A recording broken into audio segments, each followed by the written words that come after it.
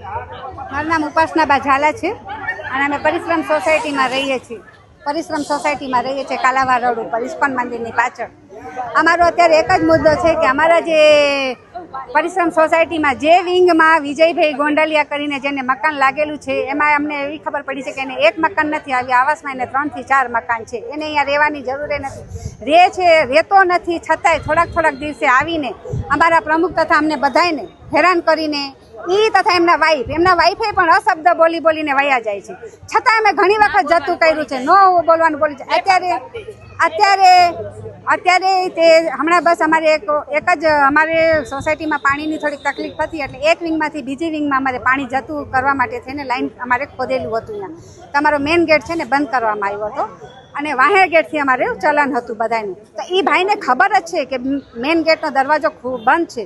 એ આવ્યા ગેટમાં જ્યારે આવ્યા ત્યારે એ વાહેલા ગેટમાંથી આવ્યા ને જવા માટે થઈને બસ એને હેરાન કરવા હતા એટલે જવા માટે થઈને છે ને મેઇન ગેટમાંથી એને ગાડી કાઢી. એની મેઇન ગેટમાંથી ગાડી કાઢીને એટલે સિક્યુરિટીવાળા ભાઈએ એમ કીધું કે અહીંયા કણે લાઈન ખોદેલી છે તો તમે પાછલા ગેટથી જાઓ. તો બસ એમાં અમારા જે પ્રમુખ નિલેશભાઈ છે એને એમ કીધું કે હવે નીકળી ગયા છે તો ભલે જતા હોય, ગેટ ખોલી નાખો, આપણે માથાકૂટ નથી કરવી. છતાંય ગાડીમાંથી બહાર નીકળીને જેમ ફાવે એમ અમારા પ્રમુખ નિલેશભાઈને કહેવા માંડ્યા અને પોલીસ સ્ટેશને જઈને એફઆરઆઈ ન હોવાની ખોટી એફઆરઆઈ લખાઈ કે અમારે લૂંટમાર કરી અને અમારો ચેન લઈ લીધો અને અમારા પૈસા લઈ લીધા, એવું કાંઈ થયું જ નથી. છતાં તોય અમારા નિલેશભાઈને પછી 2 દિવસ એને જેલમાં રાખ્યા અને અમે બધા આટલા બધા સોસાયટીના બધા ભેગા થઈને એમને અત્યારે અમે જામીન ઉપરથી એને છોડાવીને આવ્યા છીએ.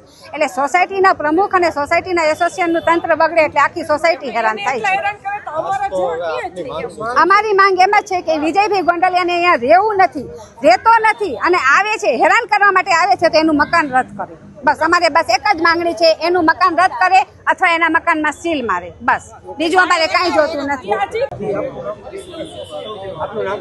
મારું નામ નિલેશભાઈ મહેતા છે. પરિશ્રમ સોસાયટીમાં છેલ્લા 4 વર્ષથી સેવા આપું. અમારી અત્યારે મુખ્ય રજૂઆત જેમને ઘરની જરૂરિયાત છે એ ઘર વિહોણા રહી ગયા છે અને જેમને ઘરની જરૂર નથી એ લોકો રાજકોટની અંદર 4-5 આવાસમાં ફ્લેટ ધરાવે છે છતાં પણ એમને ફ્લેટ મળી ગયા છે તો કઈ રીતે મળ્યા અને એ લોકો ખોટા અમારી પરિશ્રમ સોસાયટીમાં એસોસિએશન કઈ રીતે કડે સડે એ માટે 400 મહિને ખાલી ઉપપ્રમુખ મંત્રી મેન બોડીને કોઈ પણ રીતે દાગ ધમકી આપી ખોટા લાઇટ બિલ મેન્ટેનન્સ આ બધી બાબતે દબાવતા હોય અને ખોટી એફઆરઆઈ કરતા હોય. 4 મહિનામાં 3 વાર બનાવ બન્યો છે. એમનું નામ છે ફ્લેટ નંબર J408, નામ છે વિજયભાઈ ગોંડલિયા. આમનો ફ્લેટ કેન્સલ નહીં થાય ત્યાં સુધી અહીંથી એકેય અમે ઊભા થવાના નથી. તમારા ઉપર પોલીસ ફરિયાદ કરી હતી? 2 વાર પોલીસ ફરિયાદ થઈ. આ વખતે તો છેલ્લે એફઆરઆઈ થઈ છે. આપ બધાને ખબર જ છે, હમણાં પેપરમાં આવ્યું હતું કે યુનિવર્સિટી રોડ ઉપર આવેલ પરિશ્રમ સોસાયટીના પ્રમુખે યુવકને ઢોરમાર માર્યો, પણ એવું કંઈ હતું જ નહીં. અમારી પાસે સીસીટીવી પણ છે.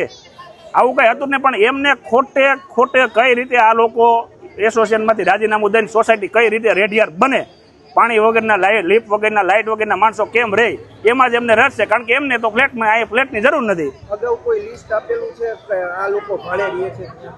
રૂડાને અમે આથી 30 દિવસ પહેલાં 30 થી 35 ફ્લેટનું લિસ્ટ આપેલું હતું કે આ કાયદેસર અમને જે ખબર હતી એ ખબર વગરના તો અલગ ખબર હતી એમનું લિસ્ટ આપેલું હતું છતાં પણ કોઈ નક્કર પગલાં લેવાના નથી.